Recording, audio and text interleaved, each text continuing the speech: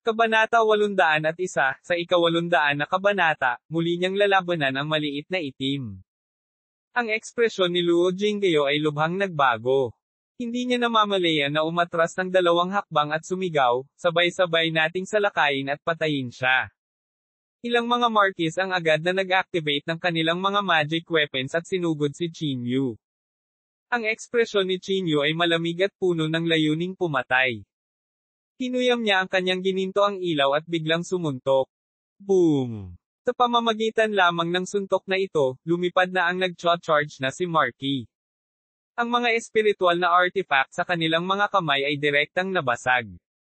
Ang eksenang ito ay agad na nakalanghap ng malamig na hangin sa mag-amang Luo. Ilang araw na lang ang nakalipas, paano lumaki si Qingyu sa ganoong lawak? Hindi maganda, umatras ka agad. Naramdaman ni Luo Jingyo na may mali. Hinawakan niya ang espiritual na artifact sa kanyang kamay at bumulong sa mahinang boses. Pagkatapos, kinaladkad niya si Luoyang at tumalikod para tumakbo. Sa isang kisap mata, nawala ang 2 tao sa paningin ni Qingyu. Hindi mapigilan ni Qingyu na sumimangot at ngumuso, tumakbo sila ng mabilis.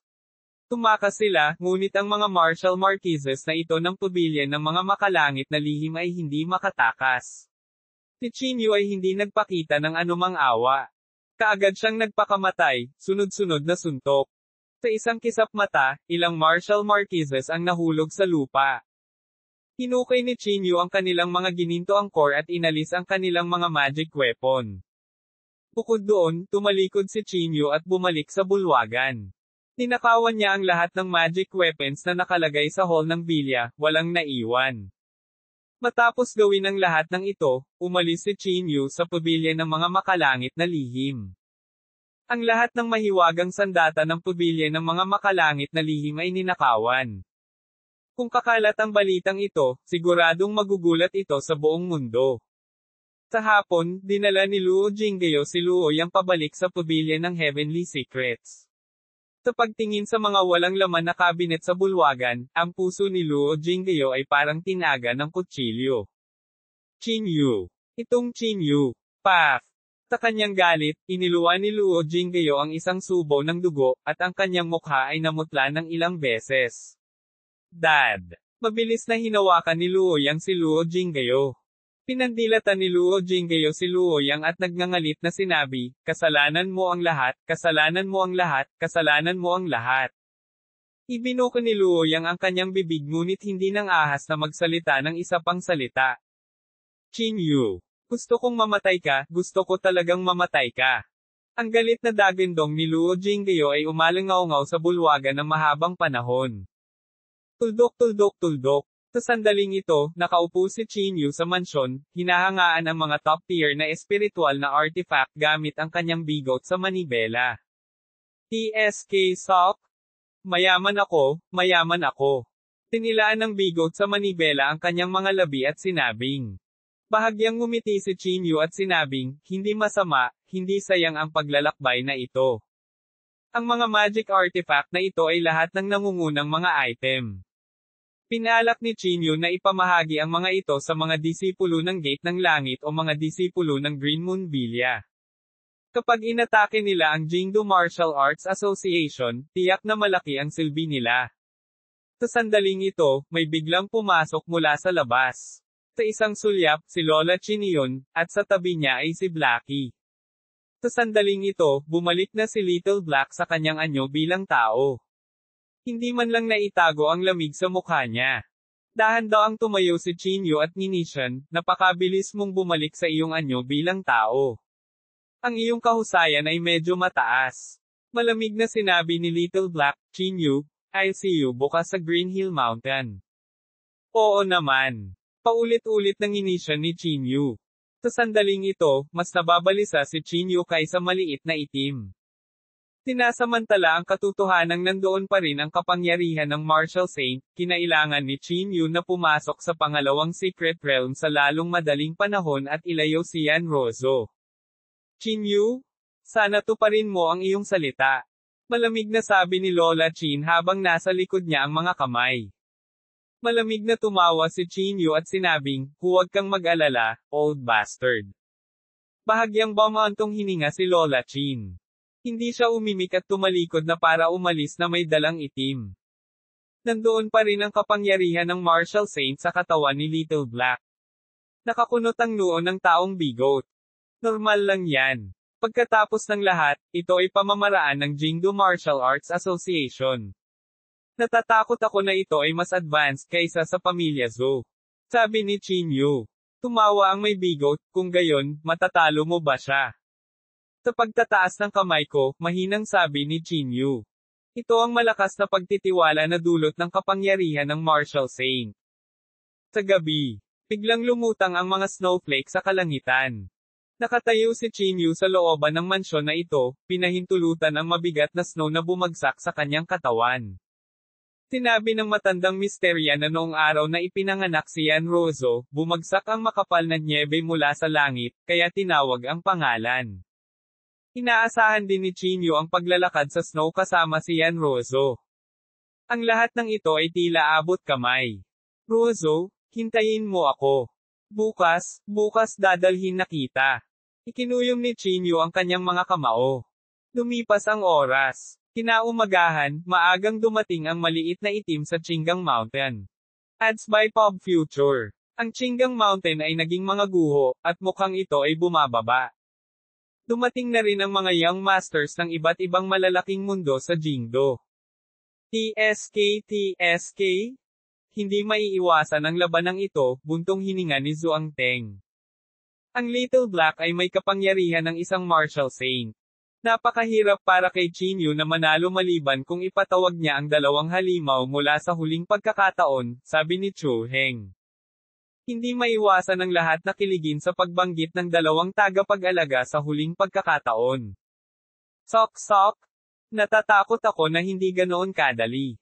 Kung madaling matawag ni Qin Yu ang dalawang halimaw na iyon, ano ang binibilang ng Jingdo Martial Arts Association? Hindi napigilan ni Kung Yu na huminga ng malamig. Tama na. Tinuri ko ang impormasyon nitong ilang araw. Ang dalawang halimaw na iyon ay ganap na wala sa kontrol. Sa sandaling ito, ibinuka ni Yan Jinyaw ang kanyang bibig upang magsalita. Pinagkrus niya ang kanyang mga braso sa kanyang dibdib at malamig na sinabi, pero mahirap sabihin kung sino ang mananalo ngayon. Umaasa ako na manalo si Qin Yu. Oh, isang bakas ng pagkagulat ang bumungad sa mukha ni Zhuang Teng. Malamig na ngumuso si Yan Jinyaw at sinabing, panahon na para tapusin ang mga bagay sa pagitan namin ni Qin Yu. Kung si Qin Yu ay mapalad na mabuhay ngayon, maglalabas ako ng hamon kay Qin Yu. Nang sabihin niya ito, hindi maiwasan ang lahat na bahagyang magulat. Haha, ang laban ni na Brother Yan at Qin Yu ay tiyak na magiging kagilahilalas. May nag-echo. Hindi umimik si Yan Jinyaw. Bahagya niyang ipinikit ang kanyang mga mata at hindi na nagsalita pa. Parang may nanggaling sa military district. Sa sandaling ito, biglang dumaan ang isang kotse mula sa distrito ng militar. Huminto ang sasakyan, at lumabas ang isang matangkad na lalaki na may mala-espada na mga kilay at mabituing mata. Nakasuot siya ng military green coat, at napakalalim ng kanyang mga mata. Ang kanyang kahangahangang paraan ay mahirap baliwalain. Si Yeching ito. Nandito rin si Officer Ye, sabi ni Zhuang Teng na nakakunot ang noo. Ikaw Ching. Nakikialam ba siya? Ang distrito ng militar ay kumakatawan sa gobyerno.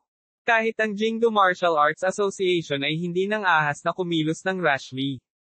Ang pagdating ni Yeching ay walang alinlangan na nagtulak sa malaking labanang ito sa kasukdulan nito. Isang bakas ng displeasure ang bumalatay sa mukha ni Lola Chin habang siya ay humakbang patungo kay Yeching. Opisyal Ye, bakit ka nandito? Pansamantalang tanong ni Lola Chin habang nasa likod niya ang mga kamay. Tinulyapan siya ni Yeching at sinabing, bakit, hindi ba ako makakapunta? Bahagyang bumantong hininga si Lola Chin at sinabing, syempre hindi. I just hope that officer you don't interfere in this matter. Tumawa si Yeching at sinabing, huwag kang mag-alala. Nandito lang ako para manood ng laban. Hindi ako makikialam. Sa pagsasalita hanggang sa puntong ito, tumigil sandali ang opisyal. Malamig siyang tumingin kay Lola Chin at sinabing, at saka, mas mabuting bigyan mo ng pansin ang tono ng pananalita mo sa akin. Kung hindi, hindi ko magagarantiya kung ano ang mangyayari. Kabanata 802, Pambubugbog. Bahagyang nagbago ang ekspresyon ni Lola Chin. Bagamat labis siyang hindi nasisiyahan, nakaramdam pa rin siya ng kaunting takot nang kaharap si Yeching. Noon, pinanood ni Lola Chin si Yeching na lumaki. Bukod dito, ang Jingdu Martial Arts Association ay nagbigay ng maraming hadlang sa landas ng paglago ni Yeching. Kaya, ang relasyon sa pagitan ng dalawang partido ay natural na hindi mas mahusay. Bahagyang humirit si Lola Chin at tumalikod para umalis. Ang pagkakakilanlan lamang ni Yeching ay hindi isang bagay na maaari niyang labanan. Makalipas ang 10 minuto, isang taxi ang dumaan mula sa di kalayuan. Ang mga taong dumating ay walang iba kundi si Chinyu at ang bigot sa manibela. Sa sandaling bumaba si Chinyu sa kotse, nakaakit siya ng hindi mabilang na mga tingin. Ang lahat ay tumingin kay Chinyu ng sabay-sabay at nagsimulang mag-usap sa mababang boses. Hindi umimik si Chinyu. Dumaan siya sa karamihan at humakbang patungo sa Qinggang Mountain. Chinyu. Sa sandaling ito, kumaway si Yeching kay Chinyu. Nang makita si Yeching sa eksena, medyo nagulat din si Chinyu. Mabilis siyang lumakad at bumulalas, "Opisyal Ye, bakit ka nandito?" Huminga si Yeching ng kanyang sigarilyo at sinabi, "Sinasadya o hindi sinasadya, kailangan kong tiyakin na ang mga tao sa ating distrito ng militar ay hindi makakaranas ng kawalang katarungan." Ang mga salitang ito ay malinaw na nakatutok kay Lola Chin at sa Jingdu Martial Arts Association. Malamig na bumantong hininga si Lola Chin, at ang kanyang puso ay lalong nadismaya. Napangiti si Chinyu at sinabing, "Opisyal Ye, ayos lang. Kahit na maglaro sila, hindi ako natatakot." Ads by Pop Future. So confident. Medyo nagulat na sabi ni Yeching. Sumulyap si Chinyu kay Blackie at malamig na ngumuso, "Papatayin ko siya tulad ng pagkatay ng manok at aso." Pagkatapos sabihin iyon, nanginginig ang mga paa ni Chinyu, at lumapag siya sa harap ni Blackie. Nagtama ang kanilang mga mata, at ang kapaligiran ay itinulak sa kasukdulan. Ang mga alon ng pagpatay na layunin ay sumabog mula sa maitim na mga mag-aaral ni Blackie. At ang layunin ng pagpatay sa katawan ni Chinyu ay mas matindi. Ang buong eksena ay agad na naging sobrang lamig. Matagal ko nang hinihintay ang araw na ito. Bahagyang kinuyam ni Chinyu ang kanyang kamao, at ang layunin ng pagpatay sa kanyang puso ay tila hindi na napigilan. Ako din. Pilit na umungol si Blackie, at direktang sumabog ang aura sa kanyang katawan.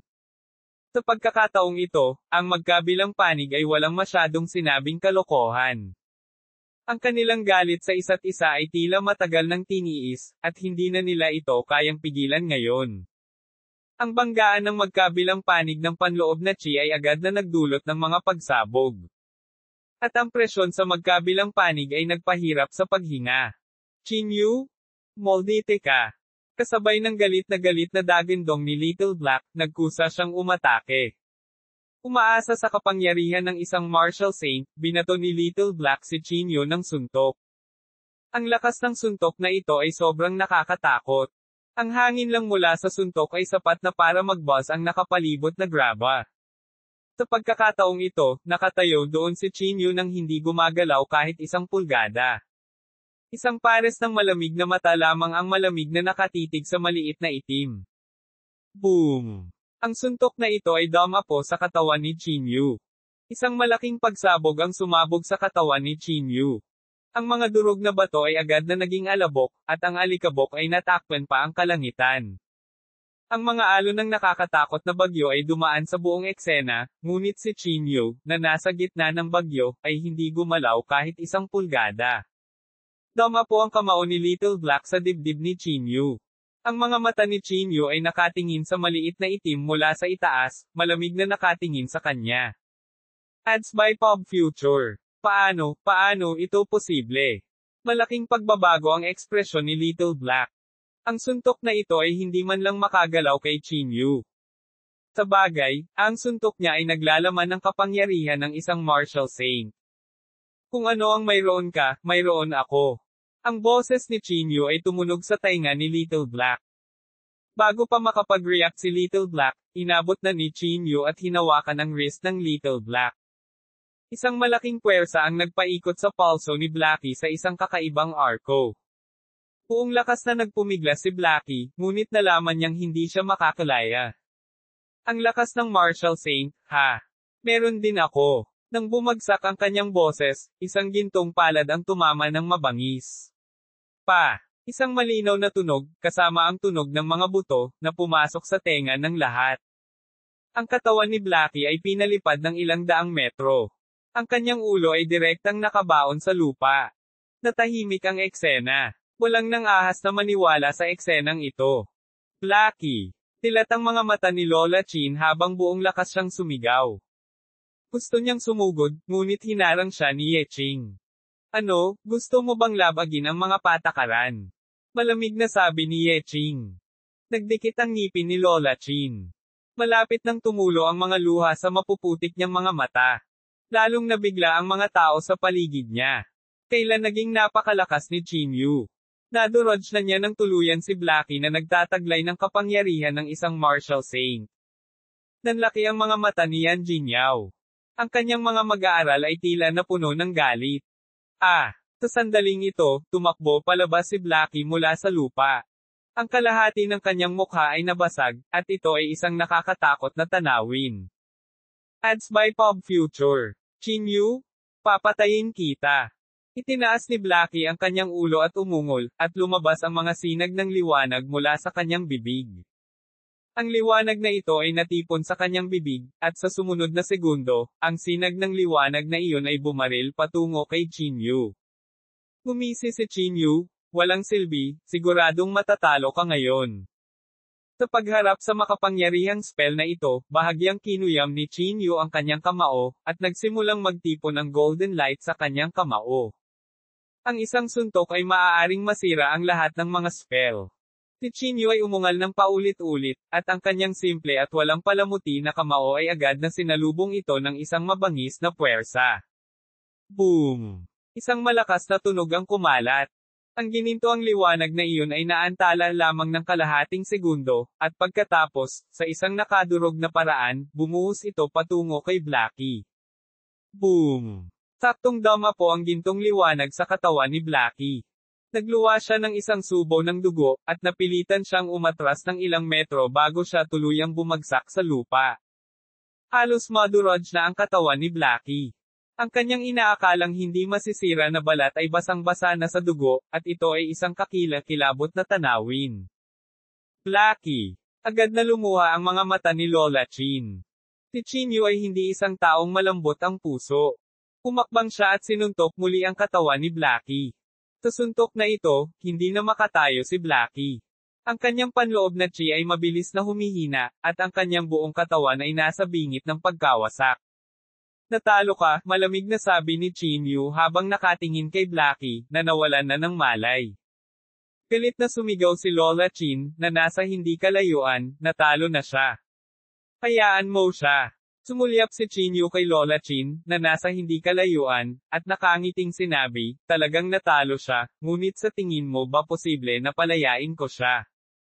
Pagkatapos sabihin iyon, itinaas ni Chin Yu si Blackie sa kanyang kamay.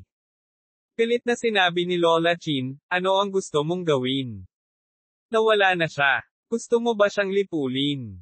Gumisi si Chin Yu.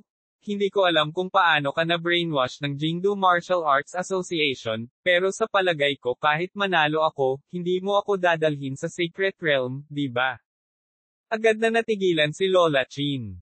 Gaya nga ng sinabi ni Chin Yu, kahit nanalo si Chin Yu, hindi niya dadalhin si Chin Yu sa Secret Realm. Kahit na kailangan niyang gamitin ang kanyang espiritual na kahulugan, paprotektahan niya ang lihim ng Jingdu Martial Arts Association. Mukhang tama ako. Bahagyang bumantong hininga si Chin Yu. Kailangan kong hanggan ang kakayahan sa paghuhugas ng utak ng Jingdu Martial Arts Association. Umungol si Lola Chin, Chin Yu, ano ba talaga ang gusto mong gawin? Kung gusto mo akong patayin, patayin mo ako. Sumulyap si Chin Yu sa kanya at nginisyan, bago mo ako dalhin sa Secret Realm, hindi ko siya pakakawalan. Kunin mo si Yan Ruizo kapalit niya. Kabanata 803, Pagpapalitan ng Tao. Matagal nang nahulaan ni Chinyu na si Lola Chin ay hindi kailanman nag-asawa at walang anak. Ito ay sapat na upang patunayan na siya ay 100% tapat sa Jingdu Martial Arts Association. Ang taong tulad nito ay hinding-hindi magtataksil sa asosasyon ng martial arts ng JINGDU kahit na kailangan niyang mamatay. Sobrang pinahahalagahan ni Lola Chin si Blackie, kaya si Chinyu lang ang makakaisip ng planong ito. Pinuhat ni Chinyu si Blackie, na binugbog bilang isang patay na aso, at tumalikod para umalis. Sa oras na ito, humarang si Lola Chin at hinaranggan ang daan ni Chinyu. Pinandilatan niya si Chinyu at sinabi sa paos na boses, bitawan mo siya. Ngumisi si Chinyu, hindi mo ba naiintindihan ang sinasabi ko? Biglang sumabog ang katawan ni Lola Chin na may matinding layuning pumatay. Pinandilatan niya si Chinyu at halos umungol, hayaan mo siya. Hindi natinag si Chinyu sa pagsigaw ni Lola Chin. Kinurot niya ang maliit na itim at malamig na sinabi, hanggat dinala mo ako sa lihim na kaharian, hindi ko siya papatayin. Kung hindi, hintayin mo na lang kunin ang bangkay niya. Pagkasabi nito, tumalikod si Chinyu at aalis na sana. Sa sandaling ito, biglang kinuha ni Lola Chin ang sandata ng Martial Saint. Hinawakan niya ang sandata ng Martial Saint at umungal, uulitin ko, bitawan mo siya.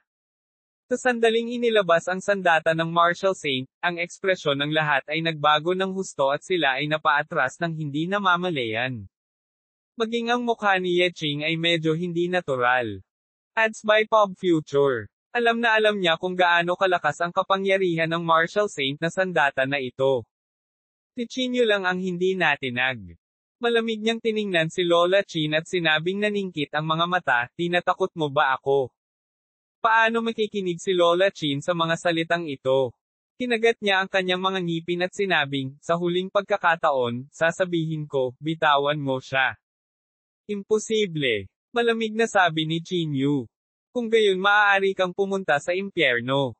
Kasunod ng galit na dagindong ni Lola Chin, ang sandata ng Martial Saint sa kanyang kamay ay agad na kumikislap at kuminang. Sa susunod na segundo, ang mga bakas ng panloob na chi ng Martial Saint ay kumalat at sumugod patungo sa Chinyu. Hinawakan ni Chinyu ang maliit na itim gamit ang isang kamay at ikinuyom ang isa pa niyang kamay sa isang kamao. Ang walang katapusang enerhiya ay agad na natipon sa kamao ni Chinyu. Paano kung sandata ito ng isang Martial Saint? Pilit na umungal si Chinyu at inihagis ang kanyang gintong kamao. Boom! Isang malakas na tunog ang sumabog sa pagitan nilang dalawa. Ang mga sinag ng liwanag ay sumabog sa lahat ng direksyon. Ang nakakasilaw na gininto ang liwanag ni Chinyu ay nagawang sirain ang panloob na chi ng isang Martial Saint. Deng deng deng deng! Sa ilalim ng napakalaking puwersang ito, si Lola Chin ay umatras ng ilang hakbang ng sunod-sunod. Nagluwa pa siya ng isang subo ng sariwang dugo. Ang sandata ng Martial Saint sa kanyang kamay ay agad na nasira. Sa tingin mo ba natatakot ako sa iyo gamit ang Martial Saint weapon? Malamig na sabi ni Chinyu. Hindi malakas ang boses niya, pero pasok sa tenga ng lahat. Tahimik ang eksena, natigilan ang lahat. Kahit si Yeching ay hindi napigilan na manlaki ang kanyang mga mata. Ads by Pop Future. Chinyu? Talagang sinira niya ang armas ng Martial Saint. Naging napakalakas na ba si Chinyu ngayon? Kahit na ang sandata ng Martial Saint ay hindi siya kayang pigilan. Hindi ko maisip. Hindi kaya naging Martial Saint na si Chinyu. Hindi ba sabi nila walang sino man sa ibaba ng Martial Saint realm ang makakalaban sa armas ng Martial Saint? Masiglang nag-usap ang mga tao, at lahat ng mga young masters ng mga aristokratikong pamilya ay hindi naiwasang maging lihim na hindi makapagsalita. Lalong malungkot ang ekspresyon ni Yan Jingyao habang mahigpit niyang ikinuyom ang kanyang mga kamao. Lola Chin, mas mabuting bumalik ka at talakayin ito sa mga nakatataas na iyon, malamig na sabi ni Chinyu. Hayaan mo siya. Ang matigas ang ulo na si Lola Chin ay ayaw pa ring sumuko. Gayunpaman, tumikim si Chinyu at sinabing, kukunin ko ang maliit na itim sa akin. Hindi mo ako mapipigilan. Pagkatapos sabihin ito, kinuha ni Chinyu ang maliit na itim at tumalikod para umalis. Napatingin ang lahat sa pag-alis ni Chinyu, walang lakas ng loob na magsalita. Gayunpaman, alam nilang lahat sa kanilang mga puso na pagkatapos ng labanan ngayon, si Chinyu ay naging ganap na sikat. At kung gusto ng iba't ibang maharlikang pamilya na pigilan ang paglaki ni Chinyu, hindi ito magiging ganoon kasimple. Tuldok tuldok tuldok. Si Chinyu ay hindi bumalik sa Jingdo Martial Arts Academy. Sa halip, bumalik siya sa bahay na inuupahan niya noon. Itinapon niya ang maliit na itim sa gilid at gumamit ng chi, espiritual na enerhiya para i-seal ang vital gate ng maliit na black, pansamantalang iniligtas ang kanyang buhay. Sumunod sa likuran niya ang may bigot at bangulong, nakakatakot talaga ang kapangyarihan ng isang martial saint. Hindi napigilan ni Chinyu na mapabuntong hininga, tama. Hiniram lang niya ang kapangyarihan ng isang martial saint para magkaroon ng ganoong kapangyarihan. Nagtataka ako kung gaano kakilabot kung siya ay tumuntong sa martial saint realm. Sa sandaling ito, biglang may umalangaw-ngaw mula sa space divine weapon ng bigot sa manibela. Madilim na garapon ng kulungan. Tinampal ng bigot ng manibela ang kanyang ulo at nagmamadaling inilabas ang maitim na garapon ng bilangguan mula sa divine weapon. Ang boses na ito ay inilabas ni Haozin. Ads by Pop Future. Kill me? Kill me? Halos magmakaawa si Haozin. Tinulyapan siya ni Chinyu at ni Nishan, basta ibibigay mo ang espiritual na apoy, natural na masisiyahan ka. Hanggat hayaan mo akong umalis sa garapon na ito, ipapangako ko sa iyo ang kahit ano, mapait na pakiusap ni Haozin. Sumulyap si Chinyu sa bigot sa manibela at sinenyasan ang bigot sa manibela upang palabasan siya. Naunawaan kaagad ng bigot sa manibela at walang salita, hinailan niya si Haozin palabas ng garapon ng panloob na chi. Sa oras na ito, si Haozin ay hindi na tao. Bumagsak siya sa lupa at napuno ng dugo. Ang kanyang aura ay labis na nasisiraan ng loob. Nasaan ang espiritual na apoy? Malamig na tanong ni Chinyu. Mahinang sinabi ni Haozin, Chinyu, ikaw ay walang awa. Pagkatapos sabihin iyon, itinaas ni Haozin ang kanyang palad ng hirap na hirap. Nagtipon ng mga butil ng apoy sa kanyang palad. Ang apoy na ito ay kulay lila at kasing laki lamang ng bulaklak ng lotus. Kung ikukumpara sa espiritual na apoy ni Chinyu, tila maliit ang apoy ni Haozin. Agad na nanginig ang palad ni Chinyu at umaalab ang apoy sa lahat ng direksyon. Pagkatapos, ginamit niya ang kanyang espiritual na apoy upang balutin ang palad ni Haozin. Sa isang maikling sandali, ang apoy ay ganap na nilamon. Itinaas ni Haozin ang kanyang ulo at nahihirapang sinabi, Chinyu, maaari mo bang iligtas ang aking buhay? Alam kong malaki ang ambisyon mo. Matutulungan kitang i-refine ang mga table tasks. Gumisi si Chinyu at sinabing, hindi na kailangan. Napakasama ng iyong pagkatao. Bukod dito, mayroon akong isang mas mahusay na kandidato.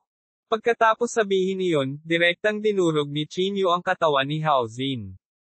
Matapos patayin si Haozin, iniunat ni Chinyu ang kanyang palad, at ang espiritual na apoy ay nahulog sa kanyang palad. Ang apoy na ito ay malinaw na ilang beses na mas malaki, at ang kapangyarihan nito ay naging mas malakas din. Kung gagamitin ko ang ultimate suntok na iyon ngayon, malamang na mas nakakatakot ang kapangyarihan, naisip ni Chinyu sa kanyang puso. Ang paglago ng espiritual na apoy ay lubhang mahirap, at ito ay walang kinalaman sa espiritual na kapangyarihan. Maaari lamang itong lumaki sa pamamagitan ng paglamon sa apoy ng iba. Inalis ni Chinyu ang apoy. Itinaas niya ang kanyang ulo upang tumingin sa langit at sinabi sa mahinang boses, ngayon ay nasa desisyon na ni Lola Chin. Ang bigot sa manibela ay nagsabi sa malalim na boses, sa tingin mo ba ay ipagkakanulo ni Lola Chin ang Jingdo Martial Arts Association for Little Black? Natahimik sandali si Chinyu at sinabing, sa tingin ko. Matagal nang itinuring ni Lola Chin ang maliit na itim bilang kanyang sariling anak. Bukod dito, sa kanyang edad, natatakot ako na nagsimula na siyang manabik para sa init ng mga susunod na henerasyon. Kabanata 804. Pumayag si Lola Chin. Sa sandaling ito, si Lola Chin ay nakaupo sa kumot sa bahay, nalulungkot. Punong-puno ng luha ang namuong mukha niya. Ang kanyang puting buhok ay nakasabit sa harap ng kanyang noo, at siya ay talagang medyo nakakaawa. Kasalanan ko. Hindi ko dapat hinayaan na makipag-away ka sa Chinyu na iyon. Malayang tumulo ang mga luha ni Lola Chin habang umuungol siya sa mahinang boses. Sa sandaling ito, biglang pinunasan ni Lola Chin ang kanyang mga luha. Medyo naging determinado ang mga mata niya na para bang nagdesisyon na siya. Maaari ko lang itago ang balita sa ngayon. May intensyon si Lola Chin na ilabas lahat. Nagpa siyang huwag sabihin ang balitang ito sa mga nakatataas sa ngayon. Sa halip, palihim niyang dadalhin si Chinyu sa lihim na kaharian bago pa malaman ng mga nakatataas. Dahil alam na alam ni Lola Chin na sa mga nakatataas, ang buhay ni Blackie at ng sarili niyang buhay ay hindi dapat banggitin.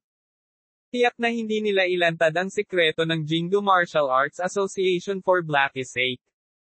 Nagtrabaho ako sa Jingdo Martial Arts Association sa buong buhay ko, at ngayon ay oras na para makatanggap ako ng kaukulang gantimpala. Para sa kapakanan ni Blackie, ito lang ang magagawa ko. Pulong ni Lola Chin sa mahinang boses. Pagkatapos, tumalikod siya at naglakad palabas ng bahay. Sa gabi, umupo si Chinyu sa inuupahang bahay, at hindi niya maiwasang mag-alala. Ang mustache man, sa kabilang banda, ay medyo nakaka-relax. Nag-iiho siya habang naghuham ng isang himig. Hindi mo sinasabi. Ang tumira sa isang bungalow na tulad nito ay higit na komportable kaysa sa pagtira sa gusaling iyon. Pulong ng lalaking may bigot sa manibela. Pagkatapos niyang magsalita, kinuha niya ang roasted meat skewer at ibinigay kay Chinyu. Umiling si Chinyu at bumantong hininga, sige na kumain ka na. Wala ako sa mood. Ads by Pop Future. Ang lalaking may bigot sa manibela ay inilibot ang kanyang mga mata at sinabing, kalimutan mo ito kung ayaw mong kumain. Sa sandaling ito, kumalat na sa buong mundo ng martial arts ng bansa ng apoy ang balita tungkol sa pagbagsak ng sandata ng isang martial saint sa isang suntok. Ito ang halos kauna-unahang pagkakataon sa kasaysayan na hindi narinig ang pagsira ng sandata ng isang martial saint sa antas ng isang martial marquee. Mula sa simula ng panahon, hindi mabilang na mga henyo ang lumitaw, ngunit walang nakamit ang gayong tagumpay. Napakaraming henyo sa mundong ito, sino ang may kukumpara kay Chinyu? Sa isang iglap, lahat ay nirerango ang Chinyu na una. Maging ang Martial Arts Forum ay nagbago ng rankang. Tian Jinyao, na nang ibabaw sa unang pwesto sa loob ng maraming taon, ay nasa pangalawa na ngayon. Sa pagtingin sa mga balita sa ranggo, ang mukha ni Yan Jinyao ay lalong naging malungkot. Ang una, ay maaari lamang maging akin. Ang mga mata ni Yan Jinyao ay nagsiwalat ng bakas ng kasamaan. Tuldok. Sa madaling araw. Ang buong mundo ay tila nakatulog ng mahimbing, ngunit si Chinyu ay hindi nakaramdam ng antok. Wala siyang maraming oras, at ang kapangyarihan ng martial saint ay maaaring mawala anumang oras.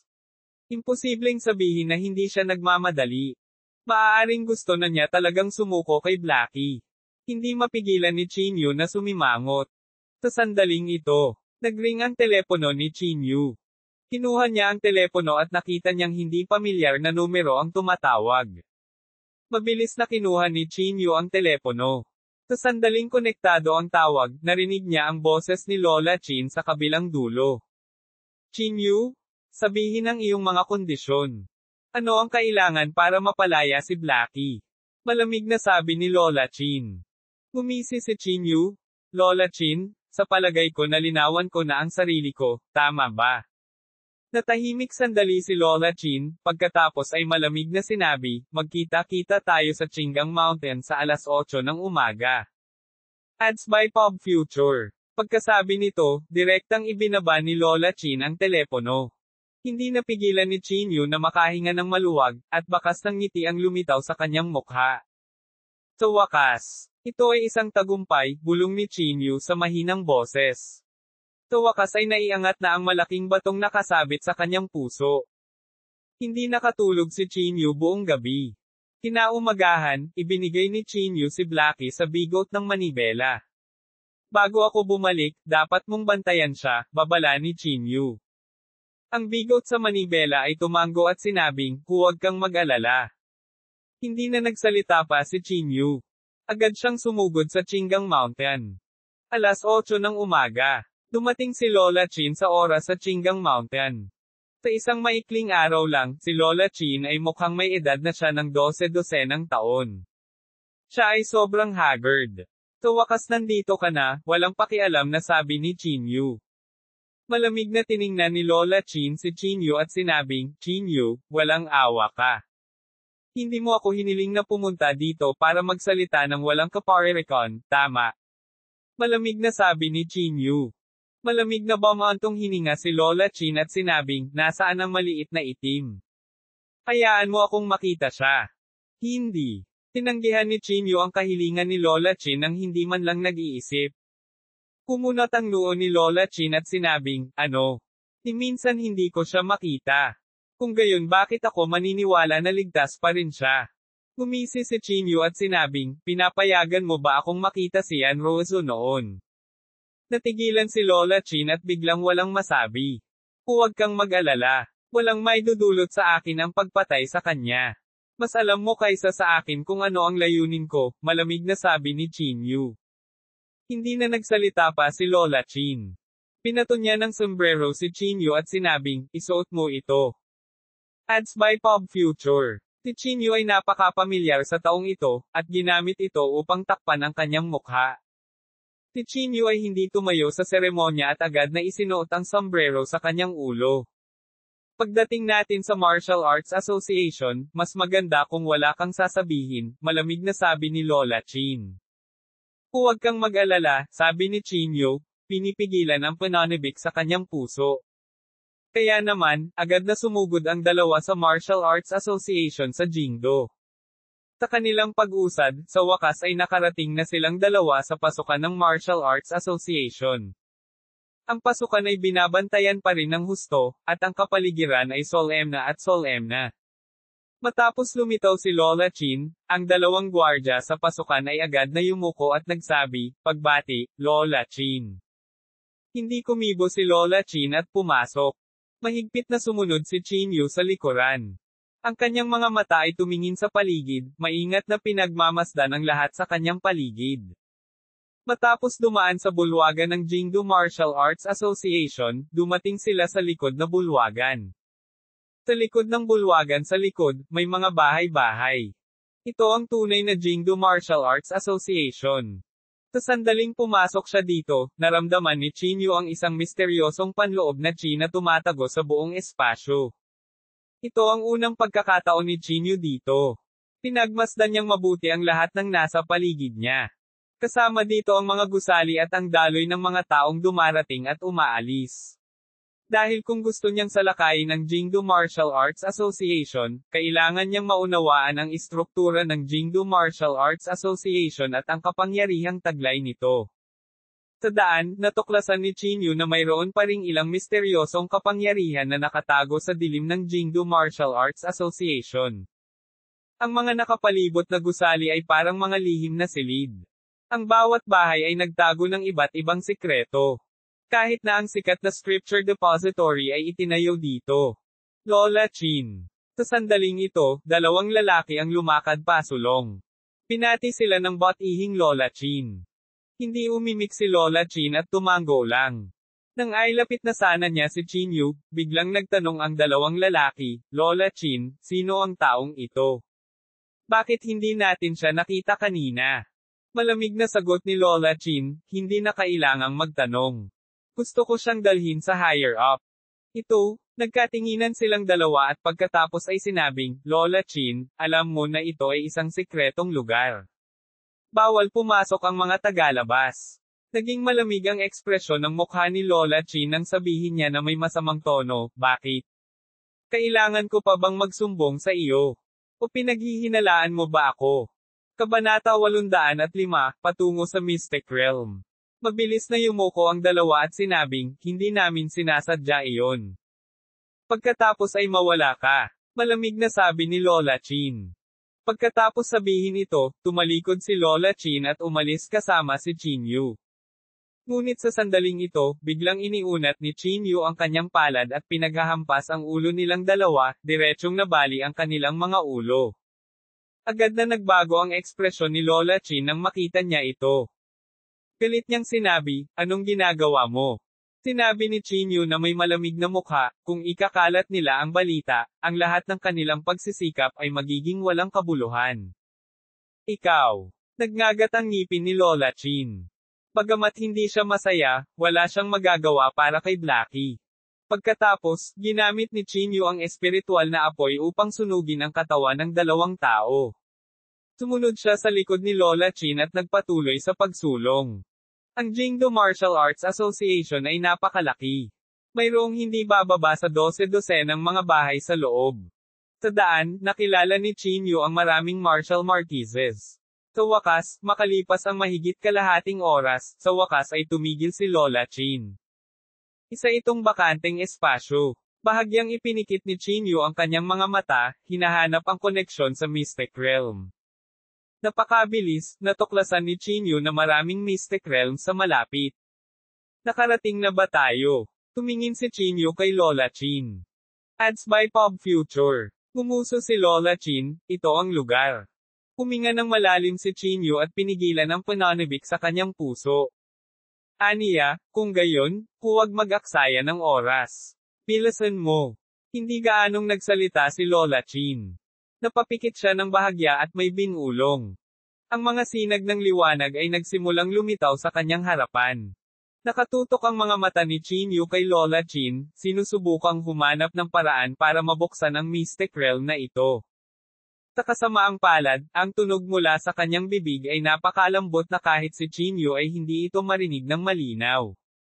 Buzz! Sa sandaling ito, biglang kumislap ang mga sinag ng liwanag sa harap ni Lola Chin. Napakaliwanag ng liwanag. Sa isang iglap, bumungad sa kanila ang isang bilog na pasukan. Ito ang pasukan sa Mystic Realm. Sige. Malamig na sabi ni Lola Chin. Hindi nang ahas si Chinyu na mag-aksaya ng oras. Walang sinasabi, agad siyang nag-drill sa Mystic Realm. Nang maabot ito ng palad ni Chinyu, biglang nawala ang pasukan sa harapan niya. Paano ito? Agad na nagbago ang ekspresyon ni Chinyu.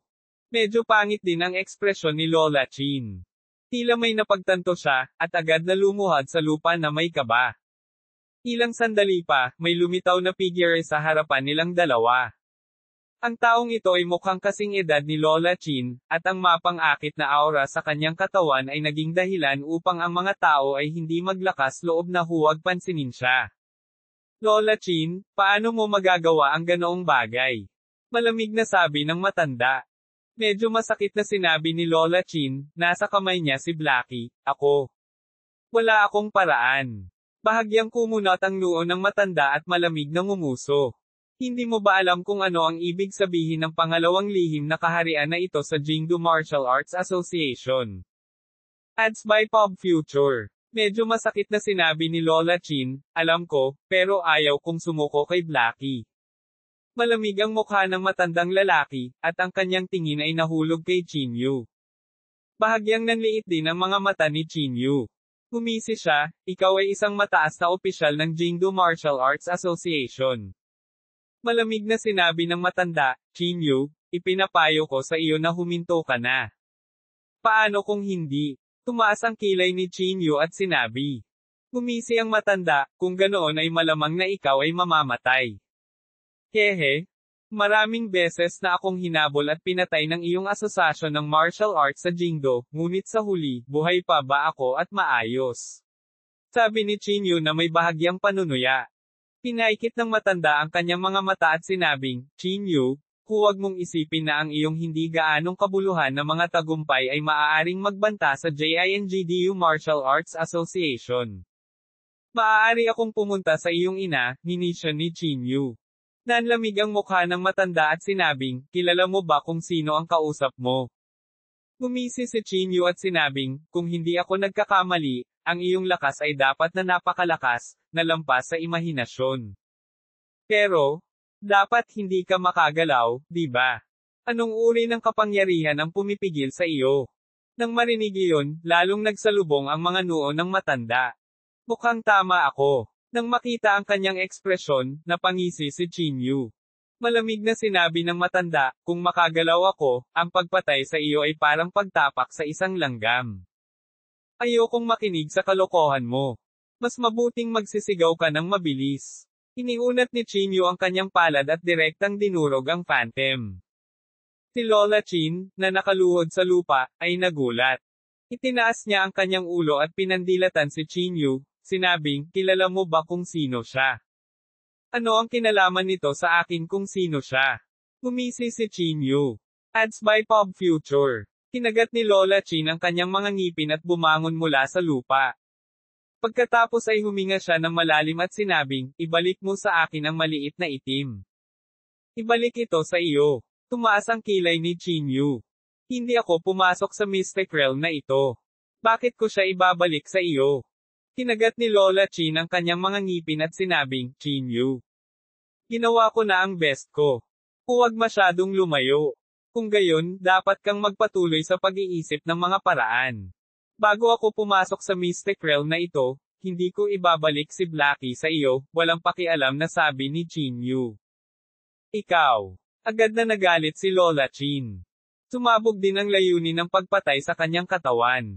Gumisi si Chinyu, ano, gusto mo ba akong labanan? Dapat mong malaman na hindi ikaw ang aking kapareha. I-save ito, huwag baliin ang iyong mga lumang buto. Pagkasabi nito, tumalikod si Chinyu at umalis. Tumingin si Lola Chin sa likod ni Chinyu. Kahit na siya ay labis na galit, siya ay walang magawa. Tumalikod si Chinyu at naglakad palabas ng Jingdo Martial Arts Association. Pagkaalis ni Chinyu, mabilis na tumunog ang telepono ni Lola Chin. Hindi na niya kailangan pang isipin para malaman na tawag iyon ng mga nakatataas. Matapos makonekta ang tawag, isang malamig na boses ang nagmula sa kabilang dulo, meeting. Tuldok tuldok tuldok. Pagkaalis ni Chinyu, dumiretso siya pabalik sa kanyang tirahan. Pagpasok pa lang niya, tuwang-tuwa na tumakbo ang bigot sa manibela. Paano ito? Pumasok ka ba? Ang bigot sa manibela ay tila mas nasa sabik kaysa kay Chinyu. Ang dahilan kung bakit siya nanatili sa Jingdo ay para sa lihim na kaharian. Ngayong nakapasok na si Chinyu sa pangalawang lihim na kaharian, natural siyang nasa sabik. Umiling si Chinyu at sinabing, hindi, natuklasan ako. Natigilan ang bigot sa manibela. Kumunat ang noo niya at sinabing, hindi dapat ganoon. Kung titingnan mo ang iyong ekspresyon, parang hindi ka natuklasan. Sa halip, mukhang relaxed ka. Sumandal si Chinyu sa tomba-tomba at sinabing may mahinang ngiti, tama. Matagal ko nang nahulaan na tiyak na matutuklasan ang paglalakbay na ito. Kung gayon, bakit ka pa pupunta? Nakakunot ang noo ng taong bigot.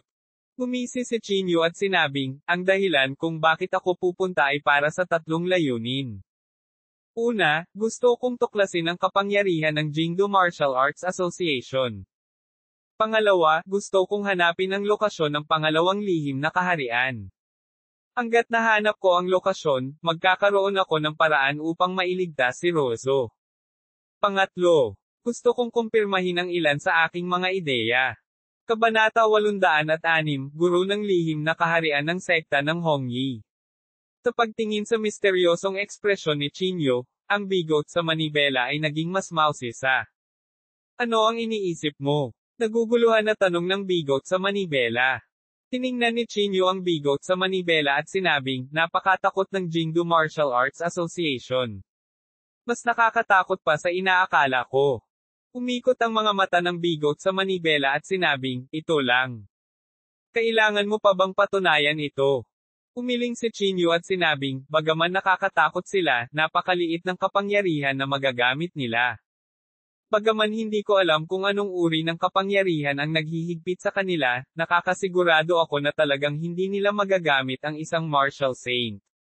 Sa ganitong paraan, ang JINGDU Martial Arts Association ay hindi nakakatakot gaya ng naisip ko. Hinawakan ng handlebar mustache ang kanyang baba at sinabing, ang JINGDU Martial Arts Association ay umiral ng napakaraming taon. Siguradong may martial saint sila. Ngunit sa nakalipas na ilang dekada, talagang hindi sila gumamit ng isang martial saint.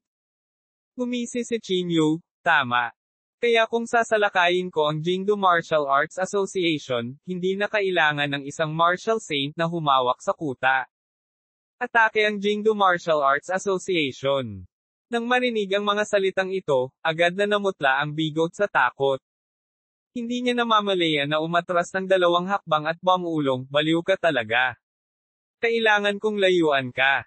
Sumulyap si Chinyu sa kanya at sinabing, huwag kang mag-alala, wala akong gagawin sa kanila pansamantala. Sa kasalukuyang lakas ni Chinyu, imposible para sa kanya na atakihin ang Jingdo Martial Arts Association. Kung tutuusin, umasa pa rin siya sa kapangyarihan ng isang martial saint. Kapag nawala ang kapangyarihan ng isang martial saint, magiging isda pa rin siya sa awa ng Jingdo Martial Arts Association. Ngunit sa lalong madaling panahon, bulong ni Chinyu sa kanyang puso. Ads by Pop Future. Sa ngayon, si Chinyu ay nasa huling yugto pa lamang ng Martial Marquee Realm. Gayunpaman, wala na siyang pakialam sa mga ordinaryong tao sa tuktok ng Martial Marquee Realm. Tulad ng para sa mga kalahating hakbang na Martial Saint sa itaas ng rurok ng Martial Marquee Realm, sila ang pinaka-nakakatakot na pag-iral. Pagmasdan mong mabuti itong maliit na itim.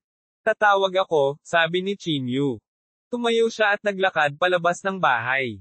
Pagkatapos, dinial niya ang numero ng telepono ni Ningkun. Mabilis na sinagot ang tawag. Sa kabilang dulo, nakangiting sinabi ni Ningkun, Chinyu, bakit bigla mo akong tinawag? Hindi nagsalita si Chinyu at dumiretso sa punto. Nahanap ko ang lokasyon ng lihim na kaharian na hawak ni Yanrozo, ngunit hindi ko ito mabuksan ngayon. Sa kabilang dulo, natigilan si Ningkun, pagkatapos ay sinabi niyang nagtataka, sigurado ka ba? Oo. Tumango si Chinyu. May paraan ba ang iyong Hongyi School para mabuksan ang lihim na kaharian? Sa kabilang dulo, nagmamadaling sinabi ni Ningkun, syempre. Ang kasaysayan ng ating Hongyi School ay mas matanda kaysa sa kanilang Jingdo Martial Arts Association. Okay, pagkatapos ay ipadala ang mga tao sa lalong madaling panahon, sabi ni Chinyu. Mabilis na sumang-ayon si Ningkun, at pagkatapos ay nagtanong, kailangan mo bang magpadala ng mas maraming tao? Hindi na kailangan, sabi ni Chinyu. Sumang-ayon si Ningkun sa kabilang linya, okay, magpapadala agad ako ng mga tao sa Jingdo. Kokentaken kita pagdating ko doon. Napaungol si Chinyu at direktang ibinaba ang telepono. Huminga siya ng malalim at bumulong sa mahinang boses, sa wakas ay hinintay ko na ang araw na ito. Sa kabilang side, matapos ibaba ni Ningkun ang telepono, agad siyang natuwa.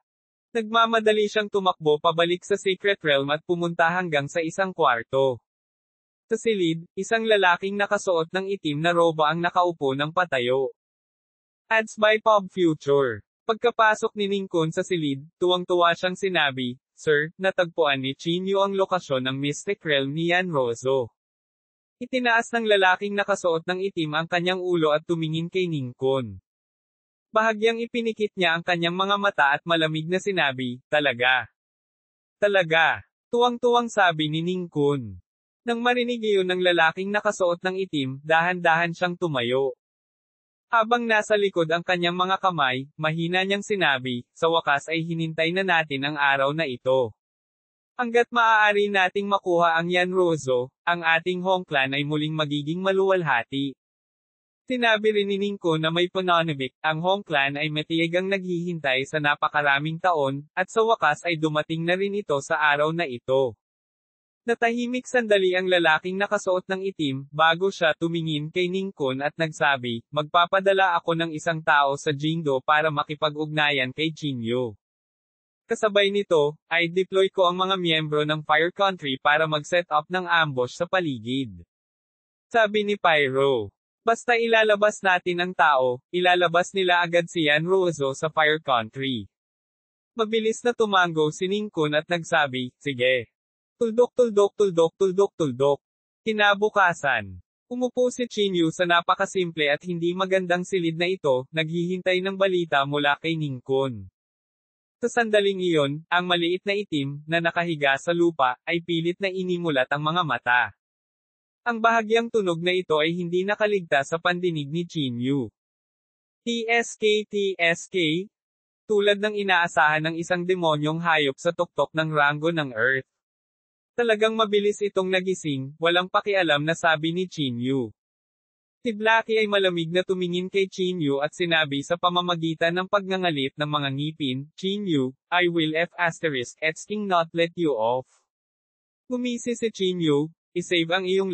*************************************************************************************************************************************************************************************************************************** Hindi talaga ikaw ang kapareha ko. Pilit na bumangon si Blackie, ngunit hindi niya magawa. Ads by Pop Future. Tiga dito masunurin. Hanggat masunurin si Lola Chin, ipinapangako kung hindi kita sasaktan, sabi ni Chinyu na may mahinang ngiti. Kung maglakas loob kang saktan si Lola Chin, tiyak na hindi kita bibitawan. Galit na sabi ni Blackie. TSK Sok. Ang lalim talaga ng relasyon nyo. Napakunot ng noo si Chinyu. Nang may sasabihin pa sana si Blackie, biglang tumunog ang telepono ni Chinyu. Kinuha niya ang phone at pumunta sa gilid. Matapos makonekta ang tawag, isang hindi pamilyar na boses ang nagmula sa kabilang linya. Si Chinyu ba? Malamig na tanong ng kabilang partido. Napaungol si Chinyu bilang pasasalamat. Nagpatuloy ang kabilang partido, ako si Zinke mula sa pamilyang Hong. Darating ako sa Jingdo Airport sa loob ng 2 oras. Got it? Sagot ni Chinyu at ibinaba ang telepono. Hinawakan niya ang kanyang baba at sinabi sa mahinang boses, napakabilis mo. Pagkatapos tumawag, tumalikod si Chinyu at bumalik sa kanyang silid. Nag-squat siya sa harap ni Blackie at sinabing, huwag kang mag-alala. Hindi kita sasaktan. May ilan lang akong itatanong sa iyo. Gumuso si Blackie at agad na napalingon sa gilid. Nagpatuloy si Chinyu, bilang isang Demon Beast, dapat mong malaman kung saan lilito ang Demon Beast, tama ba? Sabihin mo sa akin ang lokasyon. Gayun din, kailangan ko ng isang espiritual na tableta. Ngumisi si Blackie at ngumisi, sa tingin mo sasabihin ko ba sayo? Pinigay ni Chinyu ang kanyang mga kamay at sinabing, sasabihin mo sa akin. Wala akong oras makipag-ayos sa iyo sa ngayon. Hintayin mo akong bumalik at magtanong ng dahan-dahan. Pagkatapos noon, nagbigay ng ilang salita si Chinyu sa bigot sa manibela bago nagmadaling pumunta sa airport. Makalipas ang 2 oras, nagpadala ng mensahe si Zinke kay Chinyu, lumabas sa numero 3. Itinabi ni Chinyu ang kanyang telepono at naglakad patungo sa exit number 3. Makalipas ang ilang minuto, lumabas ang isang grupo ng mga pasahero sa exit number 3. Pinaikit ni Chinyu ang kanyang mga mata at bumagsak ang kanyang tingin sa isang binata na nakasuot ng itim. Sabay tingin din ng binata kay Chinyu. Kabanata 807, Pagpasok sa Jingdo Martial Arts Association. Nagtama ang kanilang mga mata, at mabilis na naglakad si Zinke patungo kay Chinyu. Ikaw si Chinyu. Pinalaki ni Zinke si Chinyu. Tumango si Chinyu at sinabing, tama. Hindi gaanong nagsalita si Zinke, at nagtanong lang, kailan tayo magsisimula? Mas maaga mas mabuti, sabi ni Chinyu. Bawat minuto at segundo ay oras na para kay Chinyu. Saglit na natahimik si Zinke at sinabing, kung gayon, kikilos tayo ngayong gabi. Ikaw ang manguna sa daan. Okay. Agad namang sumang-ayon si Chinyu. Pagkatapos, binalak ni Chinyu na ibalik si Zinke sa kanyang pribadong silid. Gayunpaman, umiling si Zinke at sinabing, mayroon pa akong ilang bagay na dapat harapin. I'll contact you later tonight. Pagkasabi nito, tumalikod si Zinke at umalis. Tumingin si Chinyu sa kanyang likuran at nag-isip sandali. Pagkatapos, ngumuso siya at palihim na sinundan siya. Tuldok tuldok tuldok. Tanghali na nang bumalik si Chinyu sa kanyang pribadong silid. Ang lalaking bigot ay nagtanong, paano ito? Uminom si Chinyu ng isang subo ng tubig at nginisyan, medyo maganda. Ang sekta ng Hongyi ay talagang nagpadala ng mga tao, ngunit kung mabubuksan nila o hindi ang lihim na kaharian ay hindi alam. Sinabi ng lalaking may bigot sa gilid, bagaman ang kasalukuyang sekta ng Hongyi ay hindi kasing lakas ng Jingdo Martial Arts Association, ang kanilang pundasyon ay hindi maaaring maliitin. Kinokontrol nila ang maraming lihim na pamamaraan. Ads by Pop Future. Sinulyapan ni Chinyu ang lalaking bigot at sinabing, ito rin ang isa sa mga dahilan kung bakit nilipol ng Jingdo Martial Arts Association ang Hongyi sect, tama ba? Hindi ko alam. Umiling ang lalaking bigot. Tama at mali, paano magkakaroon ng tunay na tama at mali?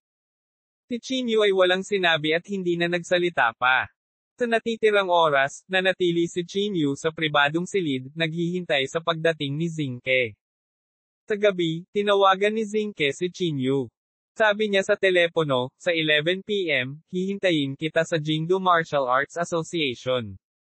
Kailangan mong mag-isip ng paraan para madala kami. Okay. Sagot ni Chinyu at ibinaba ang telepono. Pagkatapos, kinuha niya ang kanyang telepono at tinawagan si Zia Hang. Ngayong gabi, papasok ako sa Jingdo Martial Arts Association at magsasama ng isang kaibigan, sabi ni Chinyu. Nagulat si Zia Hang na nasa kabilang dulo. Kumunot ang noo niya at sinabing, Chinyu, nababaliw ka na ba? Ang Jingdo Martial Arts Association ay lubos na binabantayan, at ang iyong pagkakakilanlan ay napaka-espesyal. Paano kita mapapasok? Nag-iisip ka ng paraan, malamig na sabi ni Chinyu. Zia Hang, kailangan mo akong tulungang mag-isip ng paraan para sa bagay na ito anuman ang mangyari, dahil napakahalaga nito sa akin. Nang marinig ang maingat na tono ni Chinyu, hindi maiwasan ni Zia Hang na sumimangot. Pero, kapag nalaman ito ni Lola Chin, magiging problema ito, sabi ni Zia Hang na nakakunot ang noo. Saglit na natahimik si Chinyu, at pagkatapos ay nagsabi, mag-iisip ako ng paraan para magambala si Lola Chin. Okay. Nang marinig ito, sa wakas ay pumayag si Zia Hang. Sa kasalukuyang Jingdo Martial Arts Association, si Zia Hang ay hindi natatakot sa sinuman maliban kay Lola Chin. Pagkatapos ibaba ang telepono, bahagyang ipinikit ni Chinyu ang kanyang mga mata at naghintay ng oras. Tumalikod siya at naglakad sa harap ng maliit na itim, at sinabi sa mahinang boses, gusto mo bang mamatay si Lola Chin? Nang marinig ito, biglang nagbago ang mukha ni Little Black. Ads by Pop Future. Pinandilatan niya si Chinyu at sinabing, kung maglakas loob kang saktan si Lola Chin, tiyak na papatayin kita. Tinatrato ka ni Lola Chin bilang anak niya. Sa tingin ko ay itinuring mo na si Lola Chin bilang iyong ina, sabi ni Chinyu sa mahinang boses. Gumuso si Blackie at sinabing, ano ba talaga ang gusto mong sabihin? Sinabi ni Chinyu, kung ayaw mong mamatay si Lola Chin, sabihin sa akin kung saan ko mahahanap ang panacea. Siyempre, maaari mong piliin na huwag sabihin sa akin, ngunit papatayin ko si Lola Chin kung gagawin mo iyon. Biglang naging malamig ang boses ni Chinyu. Isang bakas ng pag-aalinlangan ang bumalatay sa mukha ni Blackie. Ayaw niyang sabihin kay Chinyu, ngunit kung may mangyari kay Lola Chin, mas malala pa ito kaysa kamatayan para sa kanya. Maaari kang pumunta sa dagat na may 3 isla upang tingnan, nag-aatubili na sabi ni Blackie. Tinapik ni Chinyu ang ulo ni Little Black at sinabing, okay. Pagkasabi nito, nakitang muli ni Chinyu ang bigot sa manibela. Lumabas siya ng bahay na may bigot sa manibela at pagkatapos ay sinabing, ngayong gabi, kailangan mong tulungan akong gumawa ng isang bagay. Sumimangot ang bigot sa manibela at sinabing, ano ito? Sinabi ni Chinyu sa malalim na boses, ngayong 10:00 ng gabi, magdadala ka ng maliit na itim sa mga suburb ng Jingdo at ibigay ito kay Lola Chin. Tandaan, dapat mag-isip ka ng paraan para matigil ang oras. The long the better, paalala ni Chinyu. Napakamot ng ulo ang lalaking may bigot at sinabing, bakit? Hindi na kailangang magtanong, sabi ni Chinyu. Matapos ipaliwanag ang lahat, nagpakawala ng mahabang buntong hininga si Chinyu. Hindi niya napigil ang maglabas ng sigarilyo at ilagay ito sa kanyang bibig. Sa wakas ay hinintay ko na ang araw na ito, bulong ni Chinyu sa mahinang boses. Si Little Black, si Lola Chin, at ang pamilyang Hong ay gumanap ng kani-kanilang mga tungkulin. Maaari ding ipatupad ang plano ni Chinyu. Ads by Pop Future. 9:00 ng gabi. Maagang umalis sa bahay ang handlebar mustache na may maliit na itim at tumungo sa isang lugar na tinatawag na Yan City sa labas ng Jingdo. 10:00 ng gabi, kinuha ni Chinyu ang kanyang telepono at tinawagan si Lola Chin. Mabilis na sinagot ang tawag. Diretso si Chinyu sa punto, Lola Chin, gusto mo pa bang makita si Blackie? Nang marinig ito, ang boses ni Lola Chin ay tila nag-aalala. Anong gusto mo? Nag-aalalang tanong ni Lola Chin. Napangiti si Chinyu at sinabing, huwag kang matakot. Mayroon akong magandang balita para sa iyo. Kung gusto mo pa ring makita si Blackie, pumunta sa Jingdo mamayang 11 o'clock. May naghihintay sa iyo doon. Yan City. Nagsikip ang mga mag-aaral ni Lola Chin. Sinabi niya sa malamig at walang magawang boses, Chinyu, nagsisinungaling ka ba sa akin? Maniwala ka o hindi, ikaw ang bahala, sabi ni Chinyu. Pagkatapos sabihin ito, direktang ibinaba ni Chinyu ang telepono nang walang pag-aalinlangan. Mabilis na tinawagan ni Lola Chin si Chinyu, ngunit hindi ito sinagot ni Chinyu. Dahil gusto ni Chinyu na lumikha ng pagkabalisa para kay Lola Chin at pilitin siyang pumunta sa Yan City sa lalong madaling panahon. Lahat ay tulad ng inaasahan ni Chinyu. Pagkatapos ng tawag sa telepono, nagmamadaling pumunta si Lola Chin sa Yan City. 11 na ng gabi. Si Chinyu ay lumitaw sa Yan City sa oras.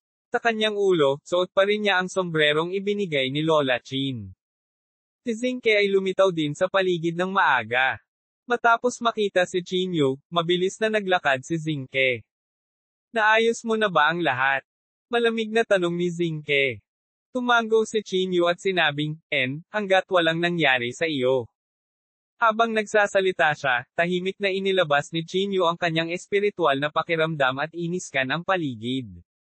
Matapos maramdaman ang mahinang panloob na chi sa paligid, ang mga sulok ng bibig ni Chinyu ay hindi maiwasang mabaluktot sa isang malamig na ngiti. Sa sandaling ito, lumabas si Zia Hang mula sa Jingdo Martial Arts Association. Mabilis na naglakad si Chinyu nang makita niya si Zia Hang. Chinyu? Sino ang taong ito?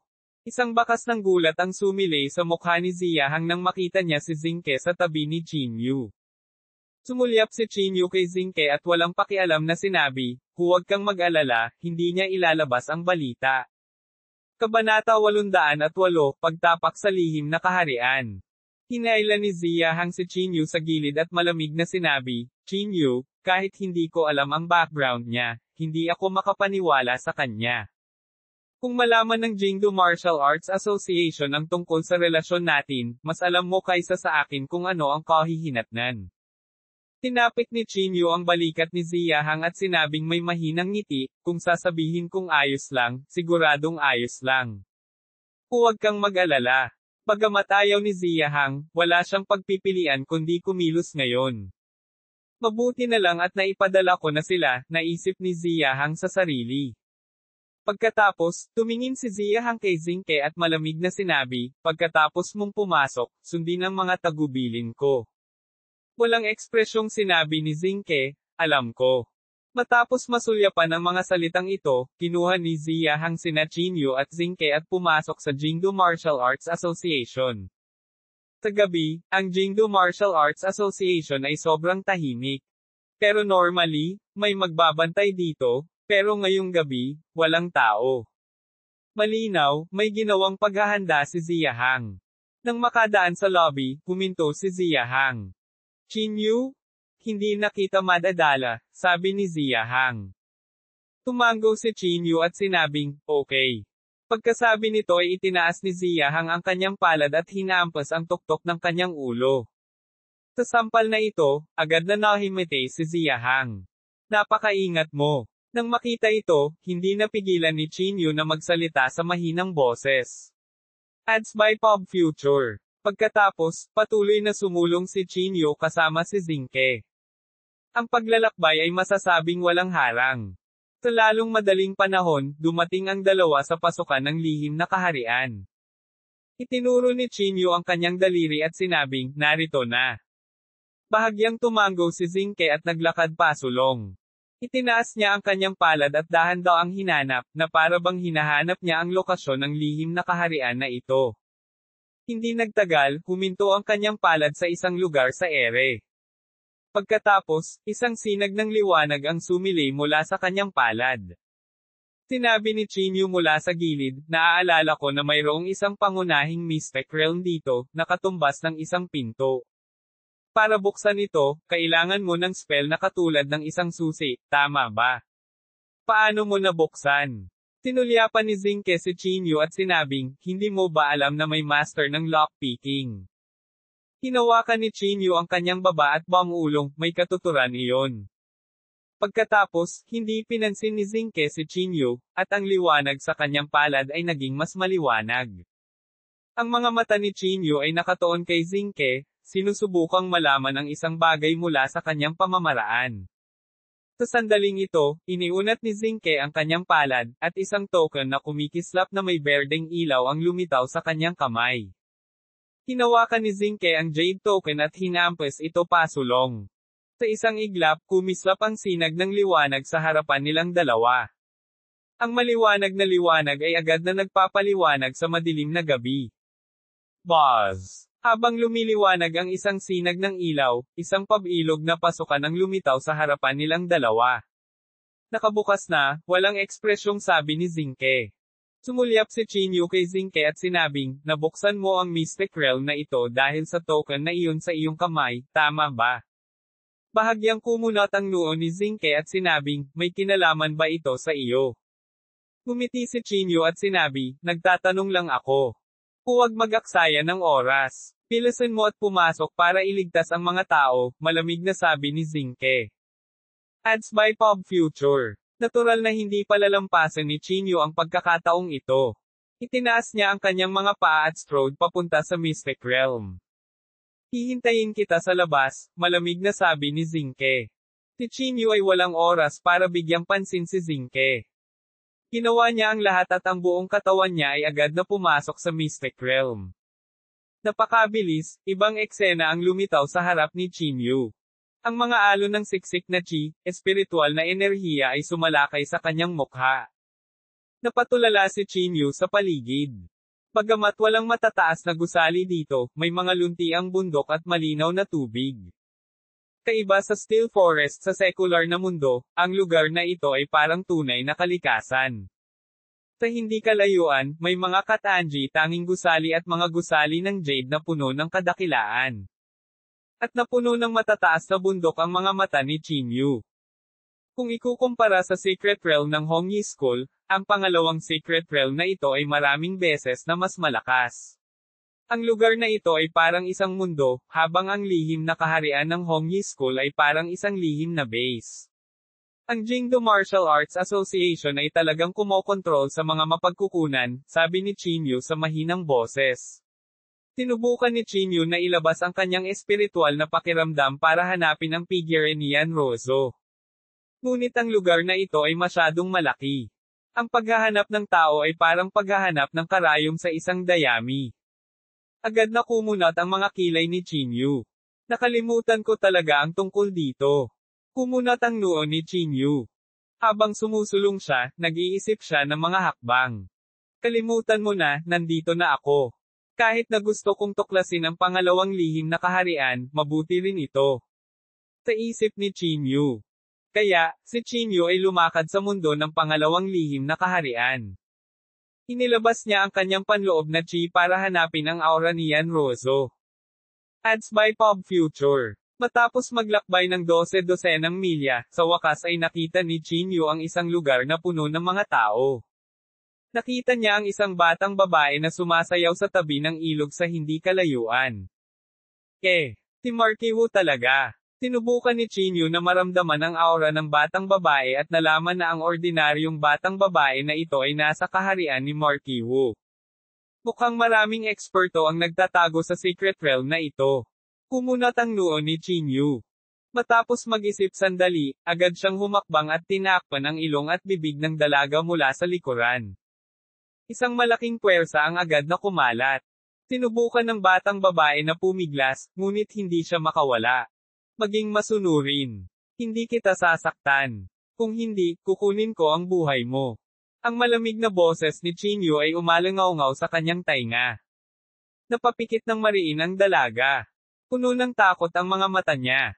Dahan-dahan siyang binitawan ni Chinyu. Matapos masiguradong hindi siya sisigaw, bumitaw na siya. Huwag kang mag-alala. May itatanong lang ako sa iyo, malamig na sabi ni Chinyu. May mga luha ang malalaking mata ng dalaga. Mukhang natakot siya. Hindi nito maiwasang masurpresa si Chinyu. Sa labas ng mundo, ang isang martial marquee ay isang sikat na figure. Paano siya naging mahina? Maaaring sa pangalawang lihim na kaharian, ang isang martial marquee ay wala. Naisip ni Chinyu sa kanyang sarili. Sa sandaling ito, puno na ng luha ang malalaking mata ng dalaga. Mukha siyang maislan at nakakaawa. Gayunpaman, si Chinyu ay hindi isang taong naawa sa mga engkanto. Malamig niyang tanungin kita, nasaan ang mga tao mula sa Jingdo Martial Arts Association? At saka, saan nakakulong si Yan Rozo? Bahagyang nagsalubong ang malawilo na kilay ng dalaga habang sinasabi, tungkol ba sa kapatid na nakagapos ang pinag-uusapan mo? Nang marinig ito, biglang nagsikip ang mga pupils ni Chinyu. Oo. Sabihin mo agad kung nasaan siya. Hinawakan ni Chinyu ang braso ng dalaga. Sinabi ng batang babae na may bahagyang takot, siya ay nakakulong sa makalangit na misteryong bangin. Heavenly Mystery Cliff. Dalhin mo ako dyan. Sabik na tumayo si Chinyu at sinabi. Gayunpaman, sinabi ng batang babae sa mahinang boses, nasaan ang mga mabibigat na sundalo na nagbabantay. Huwag hayaang may makalapit. Wala akong pakialam kung may mabibigat na sundalo o wala. Dalhin mo agad ako doon. Galit na sabi ni Chinyu. Paano maglakas loob ang batang babae na salungatin ang mga intensyon ni Chinyu? Nakayuko lang siya sa takot at sinabing, sige, ihahatid na kita roon. Kasunod noon, ang batang babae ay nanguna sa unahan habang si Chinyu ay sumunod sa likuran, naglalakad patungo sa makalangit na misteryong bangin. Kabanata 809, Iligtas si Yan Rozo. Ang pangalawang Mystic Realm ay napakalaki, at mayroong matatayog na bundok sa lahat ng dako. At sa gitna ng Mystic Realm na ito, maraming bahay ang matatagpuan dito. Ang mga kabundukan dito ay mas maingay. Ang lugar na ito ay hindi kasing ingay ng mundo sa labas, ngunit sa halip ay malungkot. Ngunit ang chi, espiritual na enerhiya dito ay sobrang komportable. Pagdating niya rito ay agad na huminto ang dalaga sa kanyang kinatatayuan. Hindi ako makalapit, sabi ng dalaga. Itinuro niya ang isang malaking bundok sa hindi kalayuan at sinabing, iyan ang Heavenly Mystery Cliff. Tumingin si Chinyu sa direksyon na itinuro ng batang babae at nakita nga niya ang isang mataas na bundok na nakataas sa mga ulap. Itinuon ni Chinyu ang kanyang tingin at nakitang maraming tao ang nagbabantay sa tuktok ng bundok. Sa gitna ng tuktok ng bundok, may isang batang babae na nakatali sa isang haligi. Ang kanyang katawan ay puno ng mga sugat at siya ay mukhang napakahina. Ang batang babae na ito ay walang iba kundi si Yan Rozo. Rozo. Biglang nagbago ang ekspresyon ni Chinyu at ang panloob na chi sa kanyang katawan ay pumutok sa isang iglap.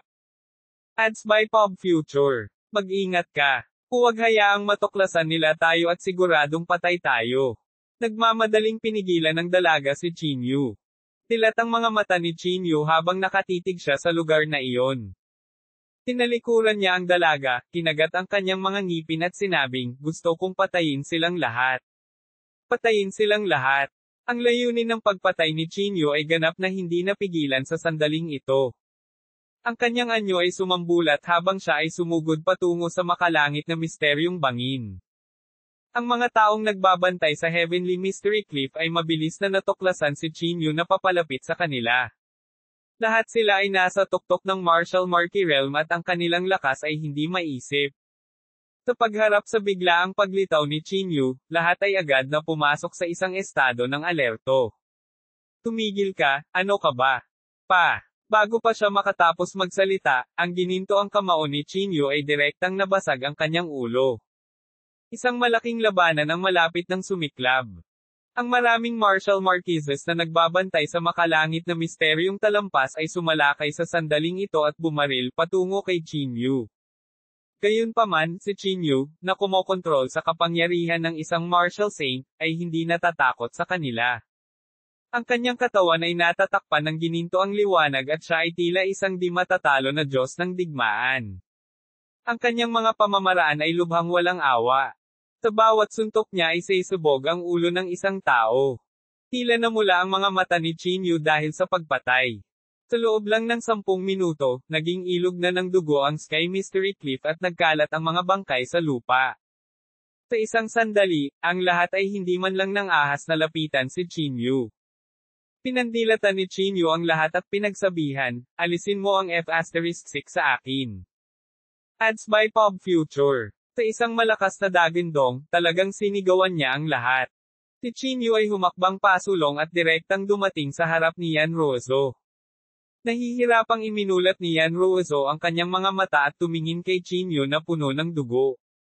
Pamulong ang sulok ng kanyang bibig, at sinabi niya sa mahinang boses, Chinyu, napakagandang makita kang muli. Ang puso ni Chinyu ay parang hinihiwa ng kutsilyo. Kinagat niya ang kanyang mga ngipin at sinabing, kung kailangan mo ako, ilalabas kita ngayon din. Pagkatapos sabihin iyon, isang malakas na nanginginig sa mundo ang bumangon mula sa kamao ni Chinyu. Ang gayong kapangyarihan ay hindi maiwasang mabigla ang mga tao. Boom! Sa sumunod na segundo, binato ni Chinyu ang matayog na haligi na tumago sa mga ulap. Gayunpaman, ang haliging ito ay napakatigas at hindi gumagalaw. Hindi tumigil si Chinyu. Galit na galit siyang umungol habang naghahadges ng suntok sa haligi. Pitik. Sa sandaling ito, ang haligi ay naglabas ng malutong na tunog. Ang mga piraso ng sirang bato ay nahulog mula sa itaas. Nagulat ang lahat nang makita nila ito. Kung magpapatuloy ito, baka masira talaga niya ang haligi. Pitik. Isa pang suntok. Ads by Pop Future. Umuumbok ang mga ugat ni Chinyu na para bang siya ay nabaliw. Pinaliwanagan ng gintong liwanag ang mundo habang bumuhos ang isang nakakatakot na kapangyarihan. Sa ilalim ng suntok na ito, bumagsak ang haligi. Nagulat ang lahat sa eksenang ito. Talagang binasag ni Chinyu ang haliging ito. Sa sandaling ito, nahulog din si Yan Ruozo mula sa haligi. Pinuhat ni Chinyu si Yan Ruozo at sinabing may masakit na ekspresyon, Ruozo, dadalhin na kita ngayon. Nahihirapang ibinuka ni Yan Ruozo ang kanyang bibig. May gusto siyang sabihin pero parang nawalan siya ng lakas. Pinuhat ni Chinyu si Yan Ruozo at sinabi sa nanginginig na boses, Ruozo, huwag kang magsalita ng anuman. Hintayin mo kaming makalabas. Mamaya na natin pag-usapan yan. Pagkatapos, binuhat ni Chinyu si Yan Ruozo at tumalikod para umalis. Tumigil ka dyan. May nagtangkang pigilan si Chinyu, ngunit ang ulo niya ay nabasag ng kamao ni Chinyu. Ang kanyang bilis ay napakabilis habang siya ay desperadong sumugod patungo sa labasan. Sa sandaling ito, biglang tumingin si Chinyu sa batang babae na nangunguna sa kanya. Agad na sumugod si Chinyu at hinawakan siya sa kanyang kamay. Follow me out, malamig na sabi ni Chinyu. Bago pa makapagsalita ang dalaga, tumakbo na si Chinyu. Ang dahilan kung bakit niya dinala ang batang babae na ito ay dahil gustong gamitin siya ni Chinyu para malaman ang pangalawang Mystic Realm. Ang mga tao sa paligid ay agad na sumigaw, si Yan Ruozo ay inalis na. Ang ekspresyon ni Chinyu ay malamig sa yelo, at ang kanyang mga yapak ay naging mas mabilis at mas mabilis. Malinaw niyang alam sa kanyang puso na tiyak na may mga nangungunang eksperto na nakatago sa pangalawang Mystic Realm na ito, at mayroon pang Marquee Wu na nagbabantay dito. Kung nahuli siya, tiyak na hindi siya magkakaroon ng pagkakataong makatakas. Si Chinyu ay palapit ng palapit sa labasan. 10 kilometro, 8 kilometro, 5 kilometro. Hindi nagtagal, ilang daang metro na lang ang layo ni Chinyu mula sa labasan. Kinagat ni Chinyu ang kanyang mga ngipin. Niyakap niya si Yan Ruozo at biglang tumakas patungo sa exit. Kabanata 810, pagtakas mula sa pangalawang lihim na kaharian. Ang bilis ni Chinyu ay napakabilis. Kinagat niya ang kanyang mga ngipin at ginamit ang lahat ng kanyang lakas para sumugod sa labasan. Habang papalapit siya sa labasan, mas nababalisa si Chinyu. Ito ay dahil si Chinyu ay nakatagpo ng napakaraming hindi inaasahang pangyayari sa daan upang iligtas si Yan Ruozo. Ang labasan ay kumikislap pa sa liwanag. Biglang naramdaman ni Chinyu ang napakalakas na puwersa sa likod niya na papalapit. Hindi maganda.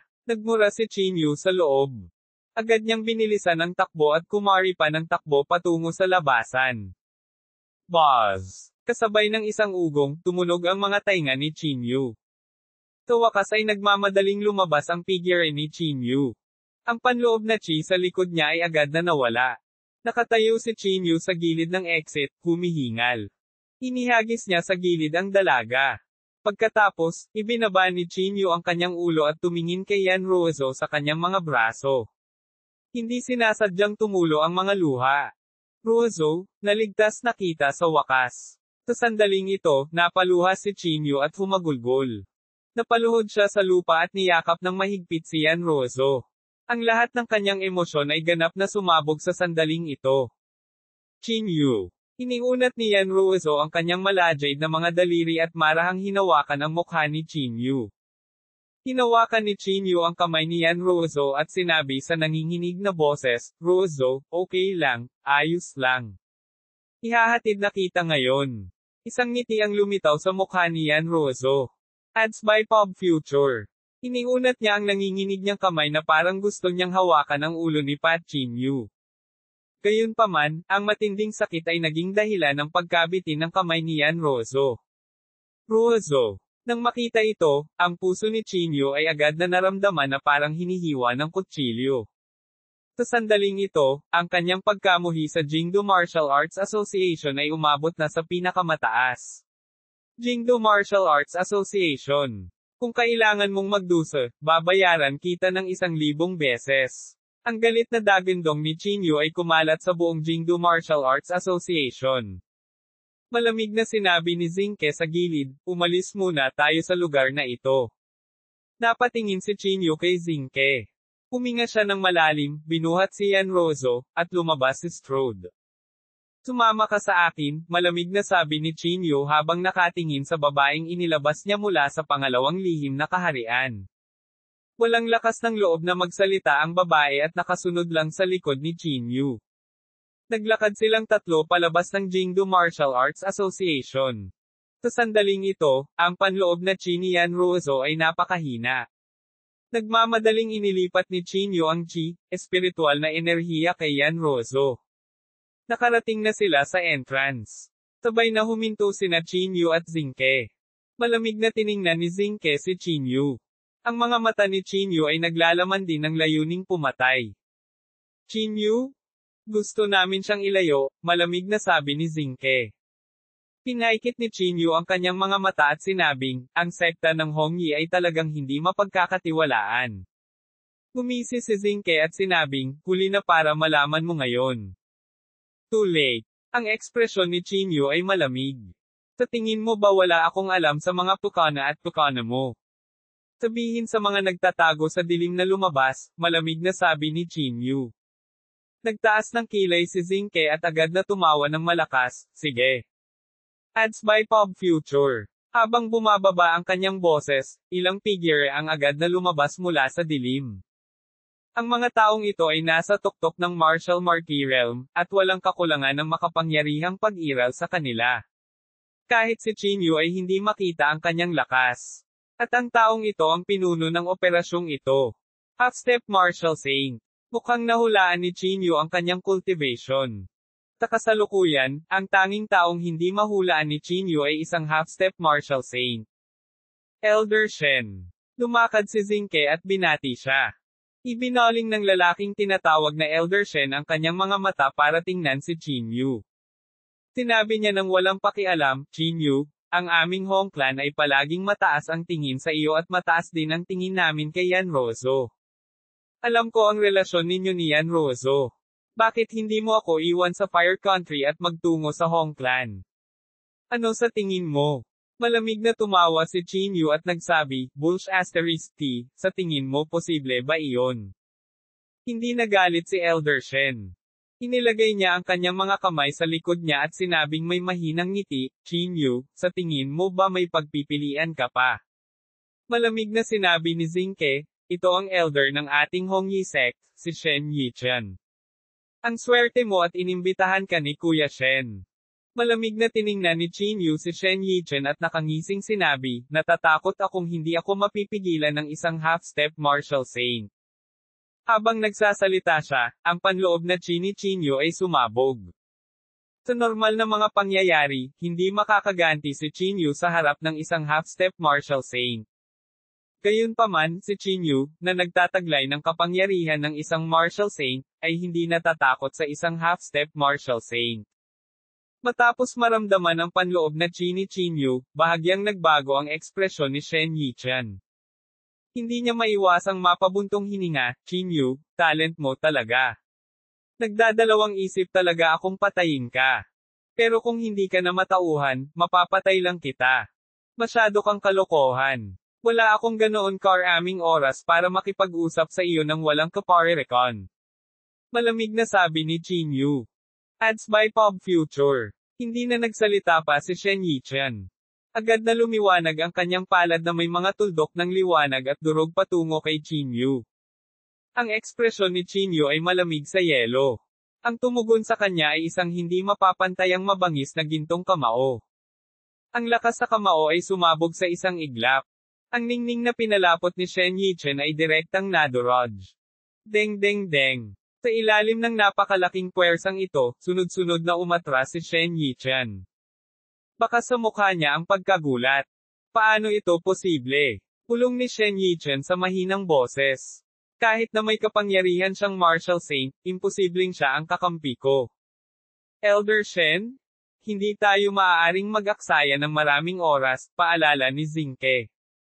Tumango si Shen Yichen. Sa isang pag-iling ng kanyang palad, maraming gintong kadena ang lumitaw sa harap ng lahat.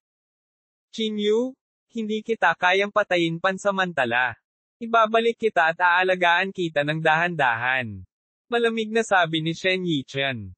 Bago pa niya matapos ang kanyang mga salita, mabilis na nanginig ang pulso ni Shen Yichen at ang mga kadena ay agad na nabasag. Sa isang kislap ng liwanag, direktang itinali ng kadena si Chinyu up. Isang malaking puwersa ang bumalot sa katawan ni Chinyu. At ang puwersang ito ay tila lumalakas at lumalakas, halos madurog ang mga buto ni Chinyu. Chinyu? Ang chain na ito ay isang heaven-grade na divine artifact. Kahit na may mahusay kang kakayahan, hindi ka makakatakas. Malamig na sabi ni Shen Yichen. Kasunod nito, tumingin si Shen Yichen kay Xingke at sa iba pa at pinagsabihan, puntahan mo siya. Tumango si Xingke at agad na naglakad patungo kay Chinyu. Sa sandaling ito, mabilis na pumuputok ang panloob na chi ni Chinyu. Ang alitan sa pagitan ng kanyang katawan at ng kadena ay nagbunga ng serye ng malulutong na tunog. Walang silbi. Hindi napigilan ni Shen Yichen na mapangiti. Sa ilalim ng kadena na ito, kahit na napakalakas mo, makakalimutan mo ito, paanong posible iyon? Bago natapos ni Shen Yichen ang kanyang mga salita, si Chinyu ay nagpakawala ng galit na dagindong, at ang gininto ang liwanag ay lumabas sa kanyang buong katawan. Agad na naputol ang mga kadena na nakatali sa kanyang katawan. Kung sino man ang maglakas loob na pigilan ako ngayon, papatayin ko sila. Ang katawan ni Chinyu ay nagbuga ng mga alon ng nagyayelong layuning pagpatay. Sa ilalim ng layuning ito ng pagpatay, hindi maiwasan ng lahat kundi manganginig.